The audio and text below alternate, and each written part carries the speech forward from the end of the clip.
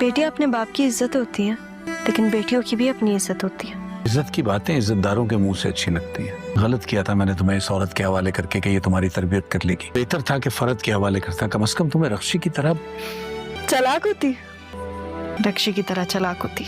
तुम में और रक्षी में बहुत फर्क है। अंधा नहीं हूं मैं। खुदा ना करे आप कभी अंधे हो, कैसी बातें कर रहे हैं। लेकिन बाबा, जिन पे आप अंधों की तरह एतबार करते हैं ना, कभी कभी वो आपको अंधा करके छोड़ के चले जाते हैं। लेकिन अब मैं आ गई हूँ ना, तो फिर सब ठीक कर दूंगी मैं। वैसे भी आपकी आंखें बहुत प्यारी हैं, ऐसी चीजें मत बोला करें। लेकिन मेरी एक शर्त है, मैं रिश्ते वालों के सामने तो ऐसे नहीं जा सकती। मुझे कुछ नए कपड़े चाहिए, तो फिर उसके लिए मुझे कुछ पैसे चाहिए होंगे। मेरे पास तुम्हारे लिए कुछ नहीं है। कितनी बुरी बात है बाबा, जब रक्षी ना आपसे पैसे मांगे तो आपने उसे अपना कार्ड दे दिया, लेकिन मुझे आप कुछ पैसे भी नहीं दे रहे। रक्षी को खुद से मत मिलाया करो, उसकी तरबियत। हाँ, तो फिर आप कर लेते मेरी तरबियत। क्यों किया मुझे किसी दूसरे के हवाले? किसी और के हैं तुम्हारी साहबजादी।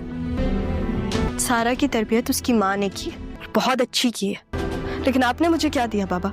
आपने मेरे लिए क्या किया? मैं अब वो सारा नहीं हूँ जो मैं पहले थी। आप तो इनसे क्या, आप तो मेरी माँ से भी शादी नहीं करना चाहते थे। हाँ, नहीं करनी थी तुम्हारी माँ से मुझे शादी, क्योंकि वो यहाँ आने के बाद सब कुछ छोड़ छाड़ के आपके पास आ गई थी।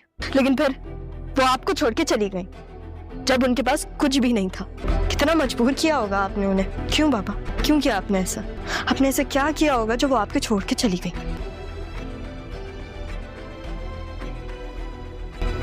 क्या बात करने आई थी मैं और क्या बात कर रही हूँ। ये ना आपका वॉलेट, मैं आदिल के साथ जा रही हूँ, 2-3 चीजें ले लूंगी अपने लिए। Thank you.